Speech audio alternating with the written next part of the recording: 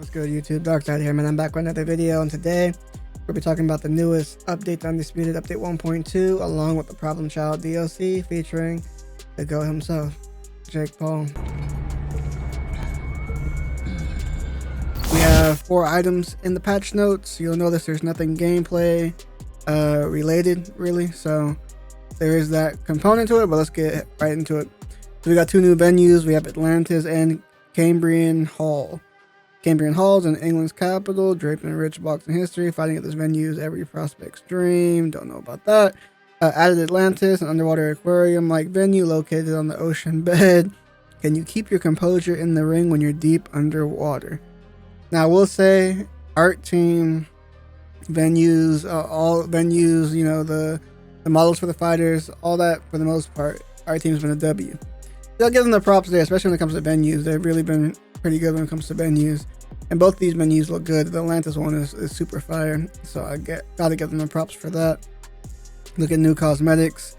We have a free outfit for Fury and Usyk for their fights in Saudi. With career mode, you have a couple of changes. You have the ability for players to move up and down a weight class from their starting weight class, and now we have the ability to jump weight classes, which people have been asking for, and they mentioned that right here. So we can jump 3 weight classes at the same fighter. Okay, that's actually pretty cool. I like that. Introduce the esteemed boxing correspondent Gareth Davies to career mode media feed. Okay, so I guess that's how they're going to start incorporating some of the people they signed from like the media side into the game. Okay, that's interesting. Made a range of quality of life improvements to the UI. Okay, cool. General changes: introduce cruiserweight, bantamweight, and light heavyweight to online quick fight and online ranked.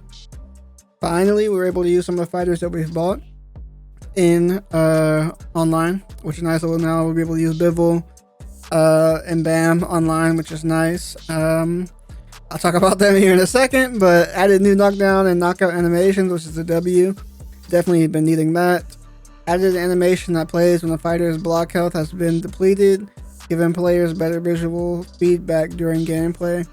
This right here, better visual feedback, is something, I mean, I'm going to talk about it a bit here, but it's something we need in the game overall for certain things, but yeah, I guess that's good. Slightly reduced stamina cost on missed punches and power punches to make combination and pressure fighting a more viable option. So slightly reduced stamina costs on missed punches and power punches to make combination and pressure fighting a more viable option. Alright, I don't think it's been reduced slightly, in my personal opinion. I played a couple of games. Actually, I played a lot of games. About 3 or 4 hours of gameplay I played so far. And the stamina definitely feels like it's been reduced more than just slightly. Like, it feels like it's been like maybe like a medium between, like right between too much and too little. They probably did in the mid-range. I think they gave too much back. I don't know why we're reducing it on missed punches and power punches. I don't know how this makes combination and pressure fighting more viable. I don't know why missed punches needs to stamina reduce. Like, I don't know why they changed that, to be quite frank with you. I think you need heavy attacks on missed punches so people focus on being accurate. You could have slightly buffed power punch stam. I think it took a little too much in the last patch, but like I just said, a little too much, not enough where it needs to be, given too much back, which I kind of feel like that's what they did. And I don't know this really throwing combinations. I feel like, I don't know, maybe it's because of the hit registration issues as well. I don't feel it a lot. But I feel like you can't really throw a lot of punches in rapid succession, unless you're spamming like same side hooks and things like that. And I feel like trying to pick your shots and like combination punching with real combinations leaves you at a disadvantage in the game right now. So don't really know how impactful that's going to be. I mean, but I like what they're trying to go for, because they definitely need to make combination and pressure fighting, I mean, really not combination, to be honest with you, just more pressure fighting, a more viable option. The combination punches have always been valued more over singular strikes, picking singular strikes, so unless you're using busted ones like body uppercuts and things like that. So I don't know, we're going to talk about that in just a second here though. Made a range of quality of life improvements to audio and commentary. People have been complaining about that, so that's good. Performance optimizations to custom characters. I hope that means they make them look better. Fixed an issue that meant players that quit the game. Okay, so this is a quitting issue on PlayStation that should be fixed. Okay, so there's an actual work as expected, and then many other things behind the scenes that we obviously don't need to know apparently. Alright, so now that that's taken care of, let's just talk about the game right now. So to me, the game is too arcadey. It just feels too arcade-like. There's too many instances of people just throwing whatever they want, just throwing a bunch of punches. Now with the reduced stamina costs for missed punches, people aren't gassing out. Fights are still 8 rounds. So it would have been hard for them to gas out, but you know, the last patch, people who were spamming power punches, they would gas out. Now that's not the case. The games I've played is a power punch fest all over again because they reduced stamina costs on power punches yet again. They should not have done that. If they did, they should have did it very, very slightly, which they did not do. Now it's power punch mania again. Yeah, really, it's just power punch mania right now. There's no hit stuns for getting caught early in the frames of your power punch. So if you're trying to just throw regular punches to outwork somebody, they're just gonna eat right. You know, they're just gonna eat it, hit you with a power punch, and you're gonna take more damage. It just feels very, you know, I hate to use the term that people use for so long about Undisputed, but it does feel very rock'em sock'em right now. Where, you know, I know someone's spamming power punches, but I literally can't punch them. Because even if I land my punches, they're just gonna still go through with their power punch animation and end up doing more damage to me. And then probably 6 times out of 10, it's also gonna register as a counter hit and do even more damage to me. So what's really the point? Everybody's going backwards. The game feels like it got sped up from the last patch. Not even felt like it definitely got sped up from the last patch. There's no way we're playing on the same game speed. People are just too fast. You know, you got Big Bang Zhang just gliding around the ring like he's Muhammad Ali. I mean, it makes no sense. He got loose footwork too. You can go on loose footwork and dance around the ring with him. Like, it's just a lot of things in the game just feel arcadey right now. Like, if people always talk about you can't make the game too much for hardcore boxing fans because then the casuals won't buy with the game. Can you find me what's in the game for hardcore boxing fans right now? Because it feels like everything is casual based. Every decision seems to be geared towards the casual base right now. At least for the game is currently. It feels very arcadey. I struggle to find the things that are in the game that cater towards the hardcore boxing fan over a casual player. It just feels like everything is casual based from my gameplay so far, me personally. Let's talk about some of the DLC too, because we got issues there. Let's talk about what's in the Problem Child pack. Now this really upsets me because some of my favorite boxers are in this pack, which I like. I got a lot of people I want in the game already, but there's an issue with DLC. There's an issue of fighters overall in this game. Stats and attributes overall. I always talk about this, and so many videos I make on fighter showcases, I always have gripes about their stats. Their stats is always an issue.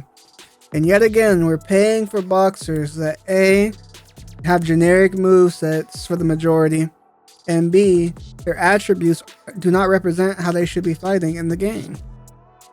Their animations don't represent how they should be fighting in the game. Like, it's just very weird. So let's talk about what's in this pack. We got Jake Paul.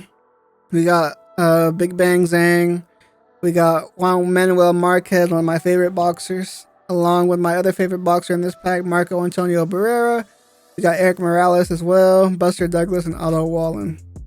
And then we also got some ring attire for Deontay Wilder, Roy Jones, Bud, Loma, Sinisa Estrada, and Sonny Edwards. Now let's talk about each fighter individually, because I've used all the fighters so far. So we're going to talk about my experience with them real quick. Jake Paul, to me, is the best out of the fighters. Of course he's going to be, right? Like, of course, right? We got legends like Juan Manuel Marquez and Marco Antonio Barrera, but Jake Paul is the best out of the bunch. It's actually sinister. But Jake Paul has custom animations. He has a custom moveset. I think he's the only fighter in the game with custom power punch animations. I don't think anybody else has a unique power punch animation. He has a unique power uppercut, which looks wild. It definitely looks wild, but it's still nice to see something unique, especially power punch wise. I don't think anybody else has unique power punches. Not to my knowledge. Maybe I don't even think Wilder does. No, I don't even think Wilder has a custom power punch. But maybe there's somebody out there who does. But for the majority of the roster, nobody has unique power punch animations. And he has a couple different unique animations, which I think is pretty nice. And it would be fine. Like, I don't have a problem. I mean, I have some problem with Jake Paul being 84 overall. I definitely do have some issue with it. But I wouldn't have as big of an issue with it if they would actually cater to other boxers, you know, correctly and give them the same type of treatment, at least similar treatment. Like the fact that Jake Paul fights well, has unique animations, and is an 84 overall, but people like Caleb Plant is slow, doesn't have proper stats, has no good unique animations. I don't even think he has unique animations. It's not his animations. If it is unique, it's not him. You know what I'm saying? And people paid for Caleb Plant. He's a DLC too. People paid for him. Dimitri Bivol. Bivol's slow. His model doesn't look that good. He looks too stocky, too broad, T-Rex arms, has no unique moveset. He doesn't fight like himself. Like, Marquez doesn't have anything unique. Barrera has nothing unique. Morales has nothing unique. Bam Rodriguez has nothing unique. Like, we're just paying. There's too many boxers and too many quote-unquote marquee boxers that are in these packs for them not to have multiple unique movesets in the game. Like, it really is criminal when it comes down to it, to be quite honest. Like, it's criminal. Not only are there animations out there, there's no unique animations for them. They have almost the exact same animation set. But on top of that, their attributes aren't even proper. Marquez, Morales, and Barrera are three, like, all-time great level type of fighters. And for them to only be, Barrera and Marquez, I believe, are 89 at their best weight, which is featherweight. They're 89, but they easily could be 90 overall plus, in my opinion. Or at least 90 overall, personally. But even without that, you have people like Eric Morales, who's been in how many wars, especially with Marco Antonio Barrera, how many wars they were in, the type of fights he was in, for him to have 81 head health and like 80 body health. Like, it just shows such a lack of, I mean, what is the lack of? It can't be a lack of care, can it? I mean, lack of attention to detail, it's the lack of something, man. Like, the fact that gets greenlit that's how people buy him. And he has 81 head health and 80 body health. That should never get greenlit for anybody to purchase. It just can't happen. It's extremely sinister. Same thing with Jake Paul getting punches in bunches, but Caleb Plant still doesn't have punches in bunches. You know what I mean? It's stuff like that. Like, how does this stuff not get, fixed or picked up on it? I mean, people are paying their money to buy these fighters, buy the DLC. And it's a disservice to the consumer. It really is. And stats overall for a lot of these boxers, like, I get it if Jake Paul negotiated his stats for a certain, he wants to be, good in the game. I understand that. That's fine. But where in his contract does it say that Caleb Plant has to be dog in the game? Where in his contract does it say that he needs to be bigger than Enzo McAnally and Lyndon Arthur when he's obviously shorter than them? Where does that say it in the contract? That's what I'm trying to figure out. Where does it say in Muhammad Ali's contract that he should have almost equal power in his right hand and his left hand as Big Bang Zhang? Like, where is that at? You know what I mean? Like, there's certain stuff in the game, like, we have to do better, like, stats wise. We have to. This can't keep going on like this. More packs coming out and more boxers just getting criminally underrated in certain stats for no reason whatsoever. It's disgusting. Now, before I wrap up the video on the core, we'll just talk about the core gameplay real quick. This obviously wasn't the gameplay patch, so I'm not going to go too hard in on the gameplay. I talked about it earlier. I have some issues with the gameplay. I'm not really liking the vibe of where it's at right now. But this wasn't gameplay focused, so I didn't want to spend too much time during this video on that. But there's still the core issues like hit registration, desync, the fan favorite issues are still there. So keep that in mind. I'm gonna have videos coming out with the next couple of days with certain boxers where I'll talk more about their stats and some of the issues I have with it compared to their division and things like that, man. But it's just frustrating as a boxing fan to play a game that has some of your favorite boxers in it and they're just done a disservice at the end of the day. That's really what it comes down to. But that's my spiel on the DLC and the update so far, man. If you guys enjoyed it, make sure to leave a like, comment down below what you guys thought about the update, how you're enjoying the game or not enjoying the game right now. Let me know in the comments down below, and I'll catch you guys in the next one, man. Take it easy.